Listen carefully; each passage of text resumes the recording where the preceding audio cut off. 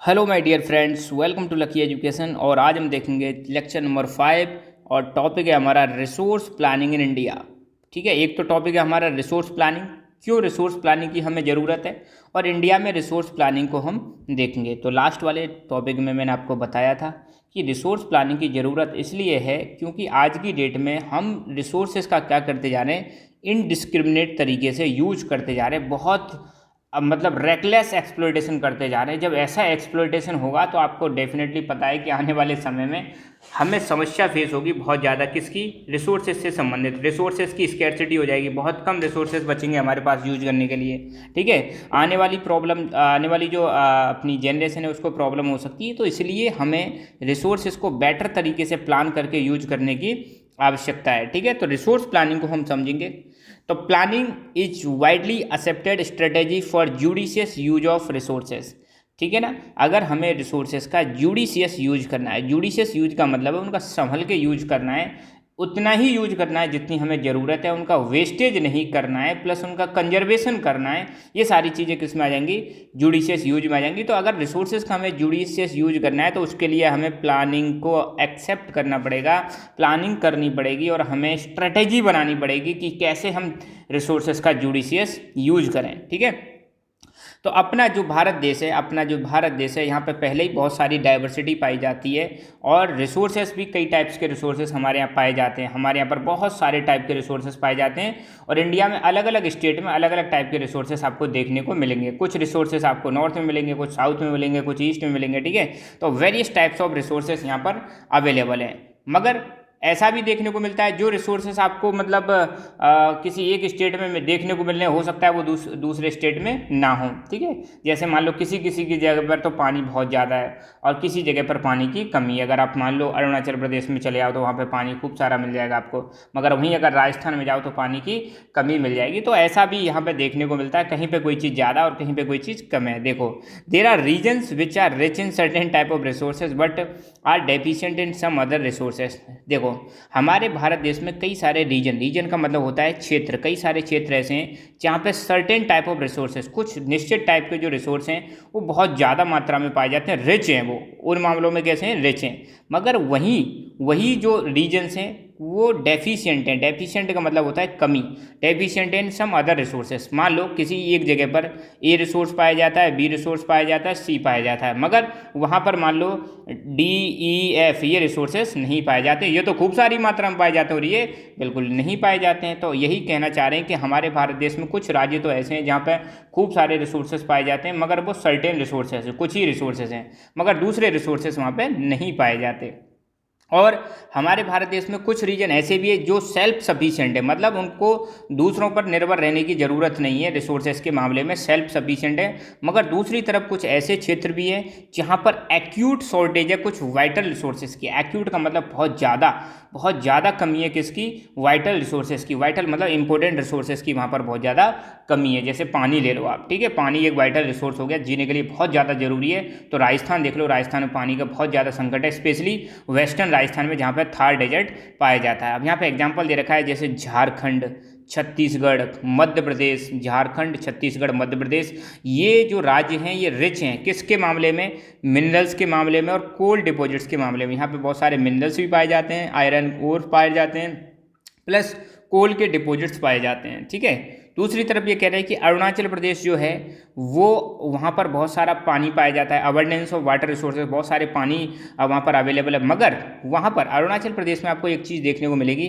यहाँ पर infrastructural development की कमी है। इंफ्रास्ट्रक्चर डेवलपमेंट का मतलब है रेल, रोड, ठीक है, ये सारी चीज़ें, इलेक्ट्रिसिटी, ये सारी चीज़ें यहाँ पर अभाव है। यहाँ पर इंफ्रास्ट्रक्चर डेवलप नहीं है क्योंकि भाई हिली एरियाज है और हिली एरियाज में इंफ्रास्ट्रक्चर डेवलप करना थोड़ा सा क्या होता है, डिफ़िकल्ट होता है। ठीक है, ऊपर से यहाँ पे ये कह रहे हैं कि राजस्थान स्टेट जो है हमारा, ये यहाँ पर खूब सारी आपको सोलर एनर्जी मिल जाएगी, खूब सारी विंड एनर्जी मिल जाएगी, मगर यहाँ पर पानी की कमी है। तो क्या देखने को मिल रहा है हमें भारत में, कहीं पर कुछ है, कहीं पर कुछ है, कहीं पर कुछ नहीं है, कहीं पर कुछ नहीं है। तो डाइवर्सिटी देखने को मिल रही है, कोई स्टेट तो किसी चीज़ में संपन्न है, दूसरी चीज़ में उसमें कमी है। और ऊपर से बात करें कि जो लद्दाख हमारा है, लद्दाख आपको पता है आज की डेट में तो यूनियन टेरिटरीज है। ठीक है ना, तो लद्दाख जो है बिल्कुल आइसोलेटेड है, पूरे देश से अलग है, ऊपर वाले हिस्से में आता है। ये रिच कल्चरल हेरिटेज है, यहाँ पर कल्चरल हेरिटेज जो है सांस्कृतिक विरासत में ये मतलब बिल्कुल रिच है, ठीक है। दूसरी तरफ यहाँ पर पानी की कमी है, इंफ्रास्ट्रक्चर की कमी है और कुछ इंपॉर्टेंट मिनरल्स की भी यहाँ पर कमी है। आपको पता होगा लद्दाख जो है ये कोल्ड डेजर्ट है, मतलब ठंडा डेजर्ट है, यहाँ पर ज़्यादा वेजिटेशन नहीं होती है, मगर इसका कल्चरली बहुत ज़्यादा इंपॉर्टेंस है। बहुत सारा मतलब यहाँ पर टूरिस्ट लोग घूमने जाते हैं, टूरिस्ट प्लेसेस हैं कई सारे यहाँ पर, ठीक है। तो कल्चरली इसका बहुत ज़्यादा इंपॉर्टेंस है। कई सारी यहाँ पर बुद्धिस्ट मोनेस्ट्रीज हैं, ठीक है, मठ जिनको बोलते हैं वो हैं यहाँ पर। और इसीलिए अब आपने क्या देखा कि भारत में कई जगह पे कुछ स्टेट में किसी चीज़ की कमी है, किसी स्टेट में किसी चीज़ की कमी है, किसी स्टेट में कोई चीज़ ज़्यादा है, किसी में कम है। इसीलिए हमें एक ऐसी अप्रोच अपनाने की ज़रूरत है जहाँ पर मान लो किसी जगह पर कोई चीज़ ज़्यादा है तो उसको दूसरी जगह पर जहाँ पर कमी है वहाँ पर पहुँचाया जा सके, मतलब बैलेंस अप्रोच अपनाने की ज़रूरत है और एक बैलेंस रिसोर्स प्लानिंग करने की ज़रूरत है नेशनल लेवल पर, स्टेट लेवल पर, रीजनल लेवल पर और लोकल लेवल पर। ऐसी प्लानिंग करने की ज़रूरत है जो चीज़ें जिस के लिए ज़रूरत है, जिन लोगों को ज़रूरत है वो वहाँ पर पहुँचाया जा सके, ठीक है। इसका एक एग्जांपल मैं बहुत बढ़िया देता हूँ। जैसे राजस्थान में पानी की कमी है तो हमने क्या किया, पंजाब से एक कैनाल बना दी और राजस्थान में पानी लेके आ गए और उस कैनाल का नाम है इंदिरा गांधी कैनाल। हो गई प्लानिंग, कितना अच्छा सिस्टम है बताओ। वेस्टर्न राजस्थान में पानी पहुँचा दिया। तो आज की डेट में जो श्रीगंगानगर, हनुमानगढ़ जो डिस्ट्रिक्ट है राजस्थान के, वहाँ पर बहुत ज़्यादा हरियाली आ गई है, बहुत ज़्यादा लोग संपन्न है, बहुत सारी एग्रीकल्चर एक्टिविटीज़ डेवलप होने लग गई हैं। तो जहाँ पर कोई चीज़ ज़्यादा है उसको ले जाओ, जहाँ पर कम है, ठीक है। अब हम देखेंगे रिसोर्स प्लानिंग इन इंडिया। ये तो हमने देखा कि इंडिया में कैसे कैसे मतलब स्टेट्स के बारे में देखा, कहीं पर कोई चीज़ ज़्यादा है, कहीं पर कोई चीज़ कम है। तो अल्टीमेटली अगर ये हमें बैलेंस डेवलपमेंट करना है तो हमें बैलेंस रिसोर्स प्लानिंग करने की ज़रूरत है, नेशनल लेवल पर भी, स्टेट लेवल पर भी, रीजनल लेवल पर भी और लोकल लेवल पर एक अच्छी प्लानिंग करने की ज़रूरत है। अब हम स्टार्ट करेंगे रिसोर्स प्लानिंग इन इंडिया। अभी तो हमने देखा था रिसोर्स प्लानिंग क्यों ज़रूरत है, ठीक है। अब देखो रिसोर्स प्लानिंग के 3 स्टेप हैं। सबसे पहले थिंकिंग, फिर फॉर्मुलेशन ऑफ प्लान और तीसरा इम्प्लीमेंटेशन ऑफ प्लान। आप सिंपल सी चीज़ याद रखो, प्लानिंग का नॉर्मल सी आपने देखना, प्लानिंग का मतलब होता है योजना बनाना। क्या बनाना? योजना बनाना। सपोज आप एक स्टूडेंट हो तो आप मान लो पढ़ रहे हो, पढ़ाई कर रहे हो, तो आप भी प्लान करते हो ना कि मुझे यार 95+ बनानी है, परसेंटेज बनानी है। तो आप सोचा आपने, ठीक है, तो सोचा तो फिर उसके लिए आप क्या बनाओगे, प्लान बनाओगे कि यार मैं कैसे कैसे मतलब मुझे बनानी है। तो आपने एक शीट ली, उस पर लिख दिया कि मैं ऐसे ऐसे करके 5 टाइम्स रिवीजन करूँगा, कोई भी सब्जेक्ट छोड़ूंगा नहीं, हर टेस्ट में फुल में से फुल नंबर लाऊंगा, और ऐसे करके आपने सारा प्लान बना लिया। और इस महीने में मेरा 1 बार रिवीजन हो जाएगा, दूसरे महीने में 2 बार हो जाएगा, तीसरे महीने में तीसरे, ऐसे करके आपने प्लान बना लिया। फिर प्लान बन गया, सोच भी लिया, प्लान बना लिया कागज पर। अब वक्त आ गया इम्प्लीमेंटेशन। इम्प्लीमेंटेशन मतलब लागू करने का, ठीक है। तो इस प्रकार हम कह सकते हैं कि प्लानिंग की 3 स्टेप्स होती हैं। सबसे पहले हम किसी भी प्लान के बारे में सोचते हैं, पता लगाते हैं यार क्या क्या, मतलब पहली बात तो अब यहाँ पे जैसे रिसोर्स प्लानिंग करनी है तो हम सोचेंगे यार किस किस जगह पर कितने कितने रिसोर्सेस हैं और कहाँ कहाँ पर क्या क्या समस्याएं। जैसे हमने राजस्थान ले लिया, राजस्थान में पानी की समस्या सोचेंगे। कारण क्या है कि भाई यहाँ पर सिंपल सी बात है, डेजर्ट बहुत ज़्यादा है और पानी कम होने की वजह से यहाँ पर पेड़ पौधे भी बहुत कम है, ठीक है। फिर किस जगह पर सबसे ज़्यादा प्रॉब्लम है ये भी सोचेंगे। फिर पहले कौन कौन से प्लान चल रहे थे, क्या वो मतलब सही से काम कर रहे हैं कि नहीं कर रहे हैं। फिर हम प्लान बनाएंगे। प्लान में 1 2 3 हो सकता है, plan A, plan B, plan C. मतलब एक प्लान अगर फेल हो जाए तो दूसरा प्लान, दूसरा फेल हो जाए तो तीसरा प्लान, ठीक है। उसमें प्लान के ऑब्जेक्टिव डालेंगे, क्या क्या उद्देश्य हैं, ठीक है। और फिर फाइनली वक्त आ जाएगा इम्प्लीमेंटेशन का, प्लान को क्या करने का, एग्जीक्यूट करने का, ठीक है। तो देखो अब बुक में जो दे रखा है मैं बताता हूँ कि प्लानिंग, रिसोर्स प्लानिंग के बारे में दे रखा है कि रिसोर्स प्लानिंग एक बहुत ही ज़्यादा कॉम्प्लेक्स प्रोसेस है। इतना आसान नहीं है, कॉम्प्लेक्स प्रोसेस है, थोड़ा जटिल प्रोसेस है। इसमें 3 स्टेप्स आती हैं। कितनी स्टेप्स आती हैं? 3। सबसे पहला है identification and inventory of resources, मतलब रिसोर्सेस के बारे में पता लगाना और उनकी इन्वेंट्री तैयार करना, मतलब एक लिस्ट तैयार करना कि कौन कौन से रिसोर्सेस हमारे पास अवेलेबल है, कहाँ कहाँ पर अवेलेबल है। तो सबसे पहली स्टेप क्या है कि हमारे भारत देश के अलग अलग रीजन्स में जो रिसोर्सेस हैं उनका आइडेंटिफिकेशन करना और उनकी इन्वेंट्री तैयार करना, ठीक है। इन्वेंट्री मतलब उनका लेखा जोखा करना, कहाँ कहाँ पर कितने कितने रिसोर्सेस हैं। सबसे पहली स्टेप इसमें और क्या क्या चीज़ आती हैं, इसमें हम सर्वे करते हैं, सर्वे मतलब जा के देखते हैं, सर्वेक्षण करते हैं, ठीक है। दूसरा मैपिंग करते हैं, क्वालिटेटिव एंड क्वांटिटेटिव एस्टिमेशन करते हैं, measurement of the resources, measure करते हैं कि कितनी क्वांटिटी में अवेलेबल है, कितनी क्वांटिटी में अवेलेबल नहीं है। तो पहली स्टेप तो यही हो गई कि पूरे देश में अलग अलग जगह पर जाकर वहाँ पर रिसोर्सेस का सर्वे करना, मैप बनाना, कहाँ कहाँ पर एग्जैक्टली लोकेटेड है, उनकी क्वालिटी और क्वांटिटी के बारे में पता लगाना। जैसे आपको बताएं, कोल जो होते हैं, कोल 4 टाइप के कोल होते हैं, आपने सुना होगा, एंथ्रेसाइट, पीट, बिटुमिनस, लिग्नाइट, जिसमें सबसे बेस्ट क्वालिटी का कोल होता है एंथ्रेसाइट। और क्वांटिटी आपको पता ही है, कितनी कितनी क्वांटिटी में कहाँ कहाँ पर पाए जाते हैं। तो ऐसे ही करके हर रिसोर्स की क्वांटिटी और क्वालिटी के बारे में एस्टिमेट करना, आंकड़ा लगाना, पता लगाना, ठीक है। फिर उनका मेजरमेंट करना, कितनी कितनी क्वांटिटी में अवेलेबल है। तो ये सारा काम किस में आ जाएगा, ये पहली स्टेप में आ जाएगा, आइडेंटिफिकेशन में, ठीक है। पता लगाना पूरी चीज़ें, अब पता लगा लिया। अब दूसरा है प्लान बनाने का वक्त आ गया, ठीक है। तो evolving a planning structure endured with appropriate technology, skill and institutional setup for implementing resource development plans. तो ध्यान रखना, एक ऐसा प्लानिंग स्ट्रक्चर तैयार करना, एक ऐसा प्लान बनाना जहाँ पर टेक्नोलॉजी, स्किल और इंस्टीट्यूशनल सेटअप किया जाएगा। और क्यों किया जाएगा, ताकि जो आपने प्लान बनाया है उसको इम्प्लीमेंट किया जाए, ठीक है। मतलब दूसरा स्टेप क्या है आपका, प्लानिंग स्ट्रक्चर डेवलप करना। और प्लानिंग स्ट्रक्चर जब डेवलप करोगे तो आप ध्यान रखोगे, प्लानिंग के लिए आप कि टेक्नोलॉजी का इस्तेमाल करोगे, मतलब प्लानिंग को एग्जीक्यूट करने के लिए टेक्नोलॉजी का इस्तेमाल करोगे, स्किल का इस्तेमाल करोगे, और कुछ इंस्टीट्यूशनल सेटअप भी करोगे कि कौन इसको एग्जीक्यूट करेगा, कोई एक इंस्टीट्यूशन बनाया जाएगा, ठीक है।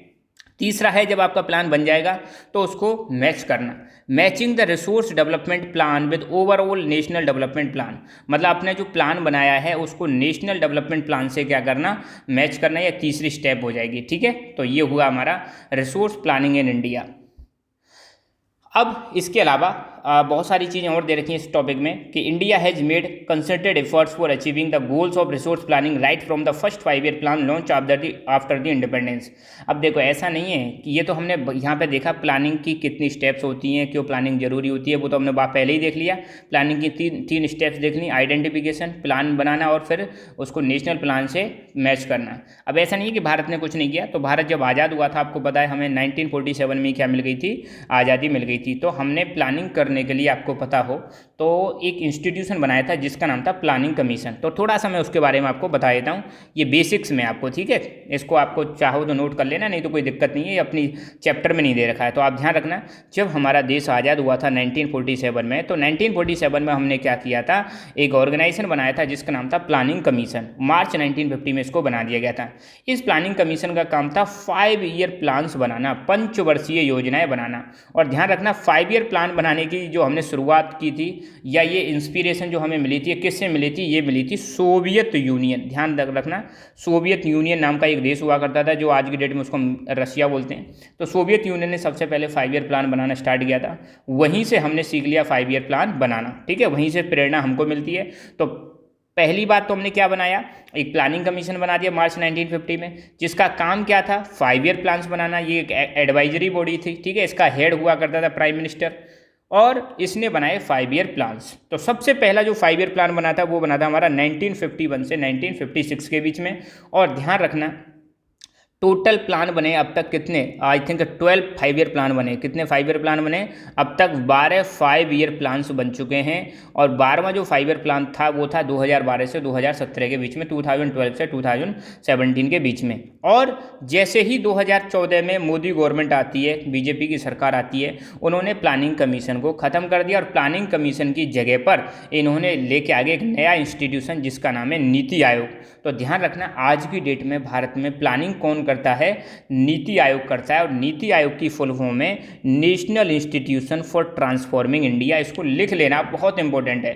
नीति आयोग को बनाया गया था कैबिनेट के द्वारा। और कब बनाया गया था, 1 जनवरी 2015 को नीति आयोग को बनाया गया था। और नीति आयोग जैसे ही बना तो प्लानिंग कमीशन का और एक और था नेशनल डेवलपमेंट काउंसिल, इन दोनों का काम क्या हो जाता है, खत्म हो जाता है, इनकी कोई ज़रूरत नहीं है। तो आज की डेट में नीति आयोग ही क्या करता है, प्लानिंग करता है। तो 5 ईयर वाला सिस्टम ध्यान रखना, भारत देश से अब खत्म हो चुका है। ये बीच बीच में कई जगह पर आपको काम आएगा। और नीति आयोग का जो चेयरमैन होता है वो कौन होता है, भारत का प्रधानमंत्री होगा। और एट प्रेजेंट में भारत के प्रधानमंत्री नरेंद्र मोदी जी हैं। तो यही इनके क्या हैं, चेयरमैन है, ठीक है।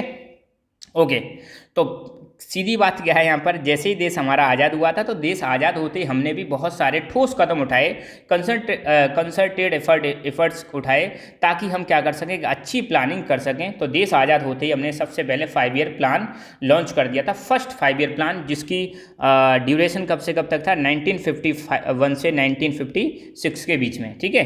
फिर the availability of resources is necessary condition for the development of any region, but mere availability of resources and the absence of corresponding changes in the technology and institution may hinder development। यहाँ पर बड़ी प्यारी बात कही जा रही है, चीज़ों को आपको समझना है, ठीक है।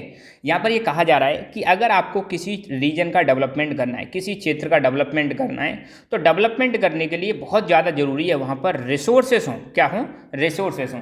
पर दूसरी तरफ ये कहा जा रहा है कि अगर किसी जगह पर रिसोर्स हैं, अवेलेबल हैं, तो ज़रूरी नहीं है वो रीजन डेवलप हो जाएगा। ध्यान रखना, किसी जगह पर रिसोर्सेस का होना ही काफ़ी नहीं है। अगर आपके पास टेक्नोलॉजी नहीं है, इंस्टीट्यूशन नहीं है, तो आप डेवलपमेंट नहीं कर सकते। तो डेवलपमेंट करने के लिए ध्यान रखना, रिसोर्सेस होने के साथ साथ आपके पास टेक्नोलॉजी होनी चाहिए, टेक्नोलॉजी के साथ साथ आपके पास इंस्टीट्यूशंस होने चाहिए, तब जाके हो पाएगा आपका डेवलपमेंट। क्या हो पाएगा, डेवलपमेंट। ये चीज़ आपको याद आ रही होगी, स्टार्टिंग में मैंने बताया था कि आपके पास रिसोर्सेस अवेलेबल है, ये अच्छी बात है, मगर रिसोर्सेस को यूटिलाइज करने के लिए आपके पास क्या होने चाहिए, इंस्टीट्यूशन होने चाहिए। इंस्टीट्यूशन मतलब ह्यूमन रिसोर्सेस होने चाहिए, मनी होना चाहिए, सारी चीज़ें होने चाहिए। जब ये सारी चीज़ें होंगी, आपके पास ह्यूमन रिसोर्सेस होंगे, तो ह्यूमन रिसोर्सेस क्या डेवलप कर देंगे, ह्यूमन रिसोर्सेस टेक्नोलॉजी डेवलप कर देंगे। और जब हमारे पास टेक्नोलॉजी होगी तो हम रिसोर्सेस को बेटर तरीके से क्या कर सकते हैं, यूज कर सकते हैं। तो यही चीज़ कही जा रही है कि किसी जगह पर अगर मान लो नेचुरल रिसोर्स अवेलेबल है, तो ऐसा नहीं है कि वो जरूरी नहीं है वो डेवलप हो जाएगा। डेवलप होने के लिए हमें टेक्नोलॉजी की ज़रूरत पड़ती है, डेवलप होने के लिए हमें इंस्टीट्यूशंस की ज़रूरत पड़ती है, ह्यूमन रिसोर्सेज की ज़रूरत पड़ती है। ये सारी चीज़ें बहुत ज़्यादा ज़रूरी है, ठीक है। तो ये चीज़ आप ध्यान रखना कि अगर किसी जगह पर सिर्फ रिसोर्सेज अवेलेबल हैं तो वो जगह डेवलप नहीं हो सकती। डेवलप होने के लिए उनको टेक्नोलॉजी की भी ज़रूरत पड़ती है, इंस्टीट्यूशंस की भी ज़रूरत पड़ती है। अगर ये चीज़ नहीं है तो वहाँ का डेवलपमेंट रुक जाएगा। हिंडर का मतलब है किसी चीज़ का रुक जाना, डेवलपमेंट वहाँ का रुक जाएगा, ठीक है। अब यहाँ पे बताया जा रहा है कि भारत में ऐसे कई सारे रीजन्स हैं जहाँ पर रिसोर्सेज तो बहुत सारे, वो रीजन रिसोर्सेज में तो रिच हैं, मगर इकोनॉमिकली बैकवर्ड रीजन्स हैं, वो पिछड़े हुए हैं आर्थिक रूप से। क्यों पिछड़े हुए हैं, क्योंकि वहाँ पर ह्यूमन रिसोर्सेज का डेवलपमेंट नहीं है, क्योंकि वहाँ पर टेक्नोलॉजी का लेवल बहुत कम है, टेक्नोलॉजी नहीं है। तो सिंपल सी बात है, जिस जगह पर टेक्नोलॉजी नहीं होगी, ह्यूमन रिसोर्सेज नहीं होंगे, फाइनेंस की कमी होगी, पैसे की कमी होगी, तो वो रीजन कभी भी डेवलप नहीं हो सकता। डेवलप होने के लिए 2-3 चीज़ें चाहिए, आप ध्यान रखना, नोट कर लेना। रिसोर्सेज होने के साथ साथ आपके पास हाई टेक्नोलॉजी होनी चाहिए, रिसोर्सेस होने के साथ साथ आपके पास हाई फाइनेंस होना चाहिए, पैसा वैसा होना चाहिए। रिसोर्सेस होने के साथ साथ आपके पास अच्छी हाई ह्यूमन रिसोर्सेस होने चाहिए, लोग स्किल्ड होने चाहिए। ये सारी चीज़ें होना बहुत ज़्यादा ज़रूरी है। इसका एग्जाम्पल मैंने बताया था, भारत में जैसे झारखंड हो गया, छत्तीसगढ़ हो गया, यहाँ पर रिसोर्सेस हैं मगर ये डेवलप नहीं है, क्योंकि ये कैसे हैं, इकोनॉमिकली बैकवर्ड रीजन है, because of lack of technology. Technology के अभाव में ये चीज़ें, ये स्टेट्स डेवलप नहीं कर पा रहे हैं, ठीक है ना। और साथ के साथ में यहाँ पर ह्यूमन रिसोर्सेज का डेवलपमेंट भी उतना अच्छी तरीके से नहीं हो पाया है। लिटरेसी लेवल थोड़ा कम है। जैसे जैसे लिटरेसी लेवल बढ़ेगी, ह्यूमन स्किल डेवलपमेंट बढ़ेगा, फाइनेंस अगर इनको मिलेगा तो ये स्टेट डेफिनेटली डेवलप करेंगे, ठीक है ना। दूसरी तरफ यहाँ पे कहा जा रहा है कि on contrary there are some regions, मतलब इसके विपरीत कुछ रीजन ऐसे हैं जो पुअर रिसोर्स बेस है, वहाँ पर रिसोर्सेस कम हैं, फिर भी वो इकोनॉमिकली डेवलप्ड हैं। आप सोचो, ये कह रहे हैं एक तरफ तो भारत में कुछ क्षेत्र ऐसे हैं जहाँ पर रिसोर्स हैं मगर वो इकोनॉमिकली बैकवर्ड है, मतलब पिछड़े हुए हैं, और दूसरी तरफ कुछ क्षेत्र ऐसे हैं जहाँ पर रिसोर्सेस कम हैं और ना के बराबर हैं, फिर भी वो इकोनॉमिकली डेवलप्ड हैं। तो ये इकोनॉमिकली डेवलप्ड क्यों हैं, क्योंकि उनके पास टेक्नोलॉजी है, क्योंकि उनके पास स्किल्ड लोग हैं, पढ़े लिखे लोग हैं, क्योंकि उनके पास ह्यूमन रिसोर्सेज हैं पढ़े लिखे, और उनके पास फाइनेंस है, पैसा है, इसलिए वो कैसे हैं, इकोनॉमिकली डेवलप। तो साउथ के स्टेट देख लो आप, ठीक है, तमिलनाडु, आंध्र प्रदेश, तेलंगाना बहुत ज़्यादा डेवलप्ड में आ जाएंगे, ठीक है ना, केरला। और फिर अब यहाँ पर बात की जा रही है थोड़ी सी कॉलोनाइजेशन की। अब कॉलोनाइजेशन ये क्या बीमारी है भाई, तो आपको पता होगा, अंग्रेज जब भारत में रूल करते थे 1947 से पहले भारत अंग्रेजों का गुलाम हुआ करता था और भारत हुआ करता था अंग्रेजों की कॉलोनी। मतलब भारत में सारी चीज़ें कौन कंट्रोल करते थे, अंग्रेज कंट्रोल करते थे। तो 1947 से पहले इंडिया की जो हिस्ट्री है, जब ईस्ट इंडिया कंपनी यहाँ पर रूल कर रही थी और अंग्रेज रूल कर रहे थे, उस टाइम को हम बोलते हैं कॉलोनाइजेशन एरा। क्या बोलते हैं? Colonisation era. और इंडिया उस समय इंग्लैंड की क्या हुआ करता था? कॉलोनी हुआ करता था। ठीक है, अब इसी टाइम की थोड़ी सी बात कर लेते हैं। The history of colonization reveals that rich resources in colonies were the main attraction for the foreign invaders। ध्यान रखना, अब आपको पता होगा अंग्रेजों ने जो कितने सारे देशों को क्या बनाया था? अपना गुलाम बनाया था। अंग्रेजों के साथ साथ फ्रेंच जो था, फ्रेंच जो लोग थे, फ्रांस के जो लोग थे, इन्होंने भी कई सारे देशों पर कब्जा कर रखा था। स्पेन के लोगों ने कब्जा कर रखा था, डच लोगों ने कब्जा कर रखा था, पोर्चुगीज ने कब्जा कर रखा था। ये देश क्या करते थे? जो यूरोपियन कंट्री थे, ये Asia, Africa, Latin American countries यहाँ पर जाते और जिस देश में ज़्यादा रिसोर्सेस होते थे उसी देश को ये क्या बना लेते थे? अपनी कॉलोनी बना लेते थे और वहाँ पर अपना राज करना स्टार्ट कर देते थे। और वहाँ से रिसोर्सेस को ले जाकर अपने देश में ले जाते और वहाँ पर उनको क्या कर देते? अब फैक्ट्रियों में इस्तेमाल करते थे और फिनिश प्रोडक्ट बना के उसको फिर दोबारा बेचते थे। तो आपको अगर मैं बता दूं, थोड़ा सा ध्यान देना, समझने की कोशिश करना।